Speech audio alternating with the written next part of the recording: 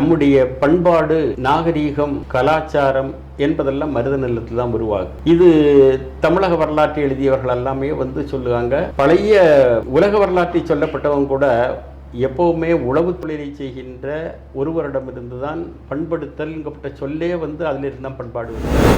நிலத்தை பண்படுத்துகின்றான். நிலத்தை பண்படுத்துவதுங்கிறது எப்படி? அதை பயிருக்கு ஏற்றவாறு மாற்றுவது என்பதுதான் அதனுடைய பொருள். அந்த பண்படுத்தல்ங்கப்பட்ட சொல்லில் இருந்து தான் பண்பாடு நமக்கு உருவாகும். இந்த மருத நிலத்தில் நாகரிகம் இருக்கு. எங்க அவன் உழவு தொழிலை செய்கின்றானோ அங்கதான் இலக்கியம் வர முடியும். அங்கதான் கலை சார்ந்த இடத்திற்கு ஒரு முக்கியத்துவம் இருக்கு. அங்கதான் அரசனும் இருக்கின்றான். அங்கதான் மற்ற தலைவர்களும் அபிஷியல்ஸாக இருக்கப்பட்டவங்களாம் அங்கதான் இருக்காங்க. ஆகவே மற்ற 4 நிலங்கள்ல 3 நிலங்களுக்கு ஒரு முக்கியத்துவம் இருக்கு. இந்த மருத நிலத்தில் இருக்கப்பட்ட கடவுளும் அதே மாதிரி அவன் ஒரு சிறப்புடையவனாக வருவதற்கு அடிப்படை காரணம் அந்த நிலம் சார்ந்து, உழவு சார்ந்து, நிலம் சார்ந்து இந்த 2 விஷயங்களோடு அவன் தொடர்பு படுத்தி இருக்கப்பட்டதுனால இந்திரனுக்கு ஒரு முக்கியத்துவம். மருத நிலத்தோடு சம்பந்தப்பட்ட, உழவோடு சம்பந்தப்பட்ட கடவுள் இந்திரன் இருக்கானே, அவன் தமிழ் கடவுள் அப்படிங்காங்க. இது அப்பவுமே சொன்னாங்க. தமிழ்நாட்டில் இருக்கப்பட்ட இந்திரனுடைய வழிபாடு நங்கப்பட்டது ஆரம்பகால வழிபாடு அப்படின்னு நம்ம சொல்லலாம். ஆனால் ஒரு 2000 வருஷமா நீங்க இந்திரனுடைய வழிபாடு எப்படி இருக்குன்னு பார்த்தீங்கன்னா, சங்க காலம் முடிச்ச பிறகு அந்த வழிபாடு இல்லை. சங்க பாடல்களில் இந்திரனை பற்றி நிறைய சொற்கள் இருக்கு. அது சங்க பாடல்களில் நமக்கு 10 பாட்டில் 10 நூற்கள். திருமுருகாற்றுப்படை, பொன்னராற்றுப்படை, சிறுமானாற்றுப்படை, பெரும்பானாற்றுப்படை, முல்லைப்பாட்டு, மதுரை காஞ்சி, நெடுல்வாடை, பட்டினப்பாலை அப்படின்ட்டு ஒரு 10.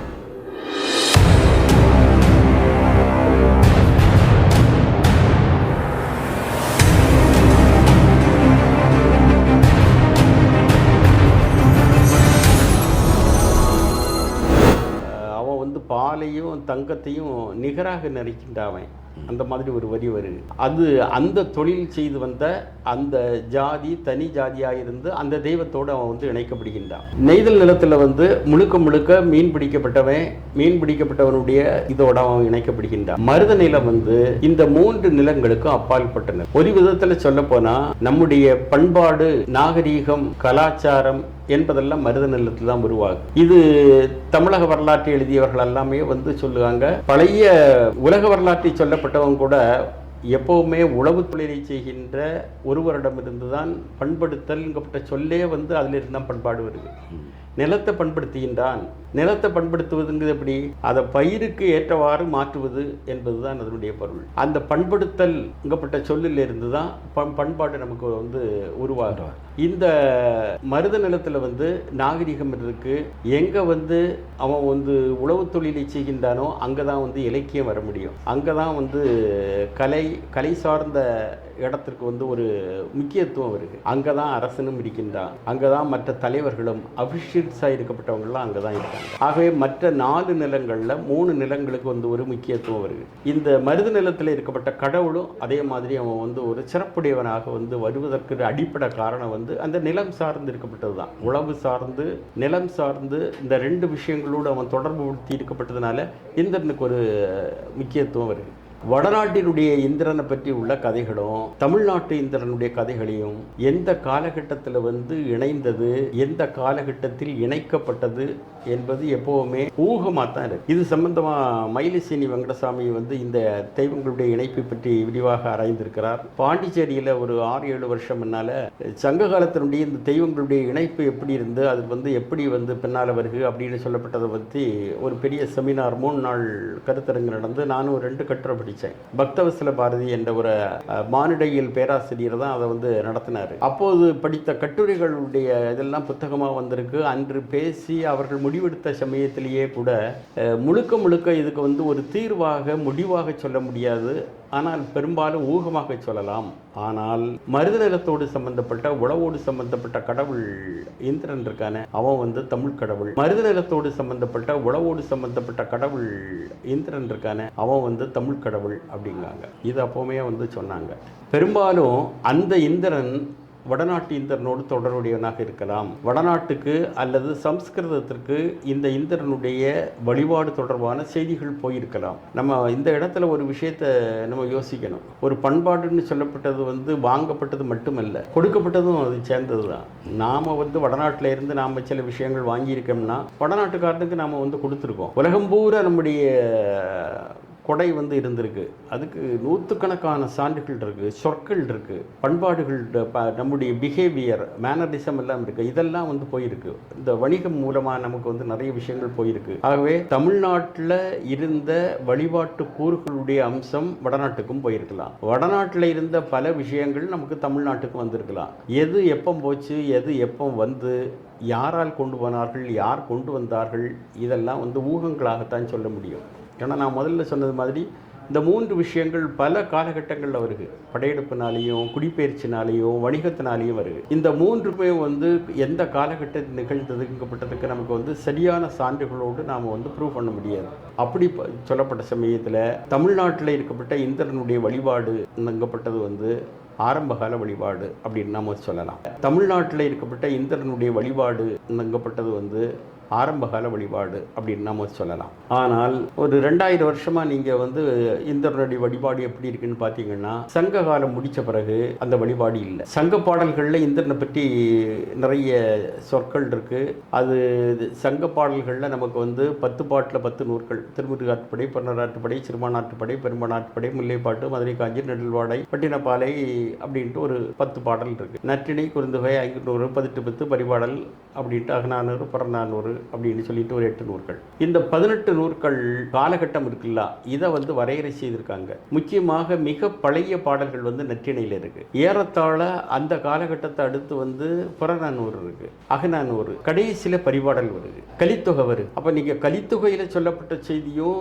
நற்றிணையில சொல்லப்பட்ட செய்தியும் ஒண்ணு இல்லை. ஒன்று 600 வருஷம் முன்னால, இன்னொன்று 600 வருஷம் பின்னால் வருது. அதன்படி பார்த்தீங்கன்னா ஆரம்ப காலத்திலேயும் இந்திரனை பற்றி சொன்னதும் பரிபாடல்லையும் கலித்தொகையிலையும் அதுக்கு சமமாக வைத்து எண்ணப்படுகின்ற சிலப்பதிகார மணிமேகலையும் இந்திரனை பற்றி செய்தி வருது. ஆகவே வர்ணனை பற்றி நீங்கள் இவ்வளவு செய்திகள் வரல. இந்த சங்க பாடல்களில் பார்த்தீங்கன்னா பலராமனை பற்றி உள்ள குறிப்புகள் எல்லாம் வருது. அது தசாவதாரத்திற்கு பின்னால் அதற்கு நிறைய இணைப்புகள் இருக்கு. ஆனால் இந்திரனை பற்றி உள்ள செய்திகள் சங்க பாடல்களில் இருந்து சிலப்பதிகார காலகட்டத்தில் நீ பார்த்தீங்கன்னா ரொம்ப பெருசாக இருக்கு. சங்க பாடல்களை விட சிலப்பதிகார காலத்தில் இந்திரனுக்கு ஒரு முக்கியத்துவம் இருக்கு. சிலப்பதிகார இந்திரனுடைய வழிபாடு எப்படி நடக்குங்கப்பட்டது மொத்தம் 30 கதைகள்ல 3-4 கதைகள்ல அந்த செய்திகள் சொல்லப்பட்டிருக்கு. இந்திரனுடைய உருவத்தை எடுத்துக்கிட்டு அவன் வழிபாட்டுக்கு போகப்பட்டது. அந்த ஒரு கோட்டம் அப்படிங்கப்பட்டதுதான் கோயிலை தான் குறிக்கும். அவன் அந்த வழிபாட்டுக்காக அவர்கள் கொண்டு செல்லுகின்ற போது நிகழ்கின்ற செயல்பாடு இதை பற்றியெல்லாம் அவன் சொல்லுகின்றான். ஆகவே சிலப்பதிகார காலம்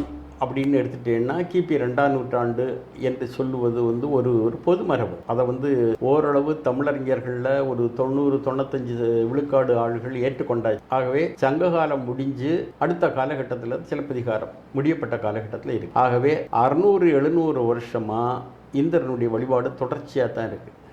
ஆனால் சிலப்பதிகாரம் முடிந்த பிறகு பார்த்தீங்கன்னா இந்திரனுடைய வழிபாடு கொஞ்சம் கொஞ்சமாக குறைய ஆரம்பிச்சிருக்கு. குறிப்பாக நீ 11 கணக்கு நூற்கள், 11 கணக்கு நூற்களில் 4 அடியார், 4 மணி கடிகை, இன்னா 40, இனிய 40, கார் 40, களவழி 40, 5 80, 5 70 அப்படின்னு சொல்லிட்டு இந்நிலை அப்படின்னு வர முடியும். இந்த 18 நூற்களில் 11 நூற்கள் நீதி நூற்கள். ஒன்று அகமாபுரமான இருக்கப்பட்டது, இன்னொன்று அகநூல். இந்த நூற்களில் இந்திரனை பற்றி குறிப்பு இருக்கு. இந்த நூற்கள் நூற்களுடைய காலம் ஏறத்தாழ களப்பரருடைய காலம் அப்படின்னு சொல்லலாம். களப்பரா இந்த கிரணம்பா, களப்பரருடைய இடையீட்டு காலம். களப்பரருடைய காலத்திலேயும் இந்திரன் ஏதோ ஒரு வகையில் எங்கேயோ ஒரு இடத்துல வழிபாடு பெற்றிருக்கான். அவன் முழுக்க அழிந்து வரல. ஆனால் பல்லவர் காலத்தில் வரப்பட்ட சமயத்தில் இந்திரனுடைய முக்கியத்துவம் குறைய ஆரம்பிச்சு. அதுக்கு என்ன அப்படின்னு பார்த்தீங்கன்னா அரசியல் ரீதியான காரணங்கள் தான். அதைத்தான் நம்ம எடுத்துக்கிடணும். அதுக்கு முக்கியமாக என்ன சொல்லலாம், கிருஷ்ணனுடைய வழிபாடு பரவலாக ஆரம்பிக்கை, ராமனுடைய வழிபாடு பரவலாக ஆரம்பிக்கை. ஆகவே இந்திரனுக்கு எதிரான ஒரு வழிபாடு அல்லது அது ரொம்ப பரவலாக உடனே இந்த வழிபாட்டினுடைய மவுசு குறைய ஆரம்பிச்சிருக்கு. ஆனால் ஏதோ ஒரு வகையில் இந்திரன் தொடர்ந்து செயல்பட்டுக்கிட்டே இருக்கான். அதுக்கு என்ன உதாரணம் பார்த்தீங்கன்னா, விஜயநகர பேரரசு காலத்தில் ஏறத்தாழ 13ஆம் நூற்றாண்டிலிருந்து அதன் பிறகு நாயக்கருடைய காலம் 17 காலம், மதுரையில் ஆட்சி பண்ணிக்கிட்டு இருக்கா. ஏறத்தாழ ஒரு 400-450 வருஷமா தெலுங்கு பேசிய இவர்களுடைய காலகட்டத்தில் கோபுரங்கள்ல இந்திரனுக்கு கிழக்கு பகுதியில் சிலை வைப்பதுங்கப்பட்டது கட்டாயமா இருக்கு. அப்ப எல்லா கோபுரங்கள்லயும் இந்திரனுக்கு சிலை வருது. எப்படி வருது, என்ன காரணம் அதுக்கு அப்படின்னா, அதுக்கு முன்னால நமக்கு சான்றுகள் கிடைக்கலையே தவிர எங்கேயோ யாரோ வழிபட்டிருக்காங்க, இல்லாட்டா அந்த தொடர்ச்சி வராது. ஏன் வர்ணனுக்கு நீங்க ஒரு இடத்துலையும் சிலை இல்லை, நாயக்கர் காலத்திலேயோ சோழர் காலத்திலேயோ ஏன் வைக்கல? இந்திரனுடைய சிலை சோழர்கள் காலத்தில் நமக்கு கிடைச்சிருக்கு, சிற்பங்கள் கிடைச்சிருக்கு. ஏன் இந்த வர்ணனுக்கு கிடைக்கல அப்படின்னா, அந்த தொடர்ச்சி கட் பண்ணியிருக்கு, ஏதோ ஒரு வகையில் நின்று போயிருக்கு. இந்திரனுக்கு வழிபாடு தொடர்ச்சி இருக்கு. அந்த தொடர்ச்சியை பற்றி பெரும்பாலான இலக்கியங்கள்ல அல்லது வேறு சான்றுகள்ல பதிவு செய்யப்படாமல் இருந்திருக்கலாம். எப்போ அந்த தொடர்ச்சி இருக்கின்றதோ, வழிபாட்டு எங்கேயோ ஒரு இடத்துல நடந்துகிட்டு இருக்கிறதோ, அப்பந்தான் அதனுடைய தொடர்ச்சி இருக்கும். இது ஒரு பொது நியதி. இப்போ இந்திரனுக்கு நீங்கள் பார்த்தீங்கன்னா, சங்ககாலம் முடிஞ்ச பிறகு, சிலப்பதிகார காலம் முடிஞ்ச பிறகு அதனுடைய தொடர்ச்சியாக கிராமங்கள்லேயோ யாரோ ஒரு உழவர் மக்கள் தான் அதை வழிபட்டுட்டு இருந்திருப்பான். அந்த வழிபாட்டினுடைய தொடர்ச்சி விஜயநகர பேரரசு காலத்தில் நீ கோபுரத்தில் முன்பகுதியில் கட்டாயம் விமானத்திலையும் இருக்கும், விமானத்திலையும் வைக்கப்பட்டது உண்டு. கிழக்கு பகுதியில் இந்திரன், தெற்கு பகுதியில் தட்சிணாமூர்த்தி, இப்படின்னு ஒவ்வொரு திசைக்கு ஒன்று இருக்குது. நரசிம்மன் ஒரு பகுதியில் இருக்கான், மேற்கு பகுதியில் இருக்கா. இதெல்லாமே ஒரு கிராமர் மாதிரி. 1-2 இடங்களில் சில மாற்றங்கள் வருமே தவிர இந்திரனை மட்டும் கட்டாயம் கிழக்கில் இருக்கு, யானைக்கு மேலே உட்கார்ந்துருப்பான். தமிழ்நாட்டில் இவ்வளவு கோயில்கள் இருக்கு.